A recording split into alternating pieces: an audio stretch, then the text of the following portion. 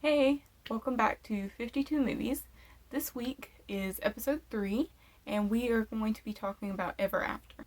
Ever After stars Drew Barrymore and Anjelica Huston. It is a basic Cinderella story, except there is no magic, and it's written in a way to make it more believable. Despite its lack of magic, it still has a certain charm to it, and it's definitely one of my comfort movies. So this story does a very similar storytelling technique that Princess Bride does, where they have a narrator begin and end the story. And in Princess Bride, there's some in the middle parts. But in this movie, they just begin and end with a narrator. And this narrator is the Grand Dame. She has called a meeting with the Brothers Grimm and basically is like, your fairy tale is not the real story, let me tell you the real story. It's an effective storytelling technique, however, it is not really needed and it could survive without it. But it does bring a certain sort of flair or style to it. This story has been done a million times before, so without even seeing this movie, I'm sure you could guess how it goes and how it ends. But we are going to talk about it today. So I've got a ton of notes on my laptop, and so I may be looking down just a little bit. Especially for this part, we're going to introduce some characters just to make it more simple and easy to follow along with the story. So the story takes place in 16th century France.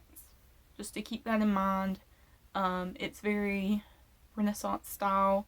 Da Vinci's even in here for some reason, but I mean, it works. So let's get into the characters just to help you kind of be able to follow along a little bit better. Okay? So we have Danielle, who is played by Drew Barrymore, and she's our Cinderella. And then we've got the stepmother, or the Baroness. We could call her either one. And that one's played by Anjelica Huston. So then we've got the favored stepsister.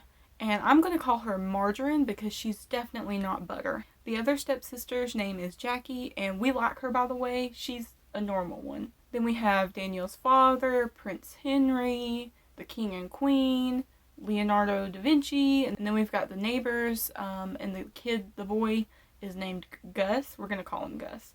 I think it's like Gustav, but we're going to call him Gus. Then we have the fellow servants. There's 3 of them, 2 women and a man, and we're just going to call them the fellow servants just to not make things more difficult than it has to be. Then we've got the creepy guy from the market. He won't really become important until the very end. And then we have the group of thieves, and that's about it as far as characters, important ones anyways. So the story starts out with the traumatic death of Danielle's father. He has a heart attack the day after the new stepfamily moves in. So it's very traumatic for all of them. This scene is super important because it establishes the disdain that the stepmother feels for Cinderella, or Danielle. In this scene, instead of the father looking at his new wife, he looks at his daughter and tells her that he loves her as he's dying. And this kind of sets a fire in the stepmother. You can kind of see the jealousy in her eyes, and while I feel like it's very traumatic for her, and it's not something she should have to go through either, and I understand why the father looked at the daughter instead of his new wife. Obviously, that's your daughter. You're gonna care for them a little bit more than someone you just met, and he just met his new wife.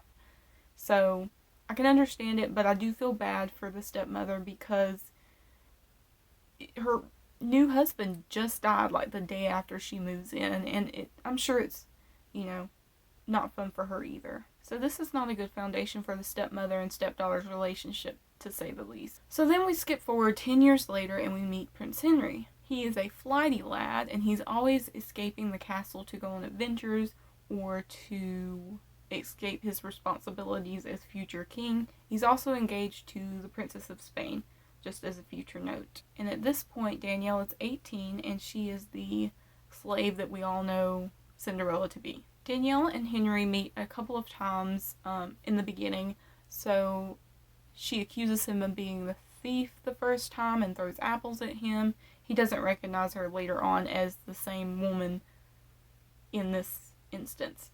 And then the second time, she's going to town to buy back one of the fellow servants that the Baroness sold to pay off her debt. So she's going into town. She's dressed as a noblewoman. He doesn't recognize her, and basically he helps her set this man free, one of the servants. And then the third time, she's swimming in the lake, and Da Vinci stumbles upon her, and Prince Henry and Da Vinci are hanging out and all that. So that's the third time they meet. And she's still pretending to be a noblewoman, and that comes into play later. It's one of those stories where the liar is found out. It's a trope. But it may not have been a trope back then, but it is definitely overdone now. So the relationship begins to blossom at this point. He finds her intelligent and charming and challenging, and she finds him charming as well. She is constantly calling him out for his ways of thinking about the common folk and servants and things like that, and calling out his place of privilege. They seem to be a good match. He is charming, and she challenges him to be a better person. So after a convo with Da Vinci, the king decides to let the prince pick his bride, but he has to do it before the ball and announce his engagement there. So then we come to the precursor for what I like to call the dress scene. This is the scene in just about every Cinderella movie that is just overall traumatic for a girl. Most of the time it goes to show how vile the stepmother can be. Other times it's just a traumatic event that happens for our Cinderella character. Think of the scene in the Hilary Duff Cinderella where she gets made fun of on stage. That's an example of not literally the stepmother doing it. Of course it is the stepfamily, but it's a traumatic event for her. I named this trope or scene after the 1950 Cinderella where they literally ripped the dress off of Cinderella's body. So in this scene, the stepfamily gets the idea to use Danielle's mother's dress for Marjorie's ball gown. And so Danielle walks in, and then they're like, oh, we're just airing this out for you. You get to go to the ball too if you behave. And so this will be important later on, but right now this is just kind of like setting the scene for future dress mishaps. So Henry and Danielle continue to court. They meet at the library because Danielle loves books. The last gift that her dad ever gave her was the book Utopia, so it's very important to her, and she's very passionate about it. The prince recognizes that passion, and it kind of inspires him. On their way home, they come across a pack of thieves, and a funny scene ensues where the main thief is like, you can only take what you can carry on your back, and so she literally picks up the prince and walks away with him. And they are so charmed by this that they invite them to dinner. And this is where they share their first kiss. So it's super late, and the stepfamily notices that she's not back yet, and they get very suspicious. And then the next morning, Danielle is sleeping in, and the stepfamily comes in, and they're like, where were you last night? What happened? And she's like, oh, I got lost. And they're like, well, where's our breakfast? She's like, oh, you got 2 hands, you can make it yourself. For this, she receives her punishment of the actual dress scene. Danielle walks in again on her family looking at her mother's dress, and then they tell her because she acted out, she's not going to the ball, and Marjorie's going to wear the dress. And then Marjorie insults Danielle's mom, and then Danielle grabs the shoes, and they go on a chase throughout the house. And then they get to the fireplace. Marjorie picks up her dad's book, Utopia, and holds it over the fire. It's like, give up the shoes or this book's going in the fire. So obviously she gives up the shoes, and Marjorie just throws the book into the fire anyways. And it ends up being this very traumatic scene for Danielle, and she loses 2 things that she holds very near and dear to her heart, things that her parents, left for her. And it's just very sad. And then Danielle receives a lashing for acting out. So just overall very sad. The next day, the stepfamily minus Jackie goes to have a meeting with the queen where they find out that the prince had been spending a lot of time with Danielle. And they get very mad about this. And the same day, Danielle goes to their meeting place, meets up with the prince, and tries to tell him the truth about how she's a servant girl, and he just won't shut up about anything and let her talk. And so she fails at doing that and ends up going home. So she gets home, and her stepmother locks her in the basement, and then tells the queen that Danielle is married to a Belgian and is headed over there. The queen tells the prince, and then the prince is mad. Obviously he was lied to, but he could have let her talk the other day. What the heck? So then we get to the night of the ball, and the neighborhood boy, Gus, which is Danielle's best friend, goes to find Da Vinci. Da Vinci comes and helps set her free from the basement. They then get her ready for the ball. Da Vinci makes her these beautiful fairy wings, and she's on her way. As with all Cinderella movies, she makes her grand appearance. The prince sees her, comes up to her, and she attempts to tell him the truth, but he still won't shut up, and he's like, whatever it is can wait. And so they're walking towards the front of the venue, and the stepmother comes out of the crowd, rips one of her wings off, and basically exposes her as a servant. So this is the scene where I just hate Prince Henry. I just don't like him anymore. So basically, he's just very mean and kind of berates Danielle. And Danielle has just been exposed in front of hundreds of people, and he has the gall to embarrass her even more. Like, what the heck? And she calls after him using his informal name, Henry, as he's walking away. And he turns around and he's like, "You're a servant. You can't greet me informally." And I'm just like, oh my gosh. After all that free education and stirring up this passion for him, he just treats her like this. I don't understand. I just don't understand at all. So, like the classic Cinderella story, she drops her shoe on her way out. Da Vinci finds it, confronts the prince for the way he treated her. The prince doubles down and then walks away.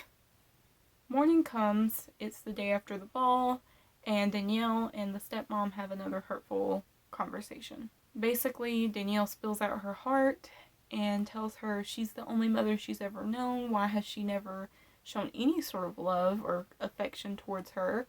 And to quote the stepmother, "How can anyone love a pebble in their shoe?" And it's just, it's so hurtful. Drew Barrymore really flexes her acting skills here and makes us feel for Danielle. It is just, it's so sad. So sad. So after this heart-wrenching scene, in order to get back all of the stuff that the stepmom sold, the stepmom then sells Danielle to the creepy guy from the market. And then we get to the arranged marriage wedding day. And the Spanish princess is thoroughly upset. She's in love with someone else too. And so she's crying her eyes out, and then she comes up to the altar, and he's like, "I totally understand." And then they both go their separate ways. Everybody's happy. They're both free to love whoever they want to now. So then we're back to Danielle's point of view. The creepy guy is being creepy, so she slashes him in the cheek. And then threatens him at sword point to set her free, so he sets her free. And then the prince shows up. So the prince begs for her forgiveness, and she's like, "No, I'm a commoner." And then he proposes to her with her shoe, and she accepts, and they get married off screen. In the next scene, the stepfamily finally gets their comeuppance. So basically, the royal family calls a meeting with them, and they get all excited, and they're like, "Oh, he's going to propose to I Can't Believe It's Not Butter." And that's not the case. They're going to be punished for lying to the queen. And instead of their punishment, they were just going to send them to the Americas. Danielle comes out from the crowd, and she's like, "I want you to treat them the way that they treated me." And so they get sentenced to a life of servitude. Jackie gets to go free. She's the good stepsister. She kind of helped put this whole thing together. So the royal family and friends are all happy now. Everything's good and grand. And the movie ends with our narrator, the Grand Dame, saying that she's a descendant of Danielle. And so yeah, the movie ends. Everybody's happy, except for the stepmom and stepsister. So my thoughts on this movie. I love this movie. It is, like I said, one of my comfort movies. I basically turn this movie on like a rainy day where nothing's going on and just kind of relax and doze off to it. And I still will use it for this purpose. And I've never analyzed it in depth like this. So it's very interesting. There were things that I caught this time around that I never would have before. So we're going to do some critiques and notes here.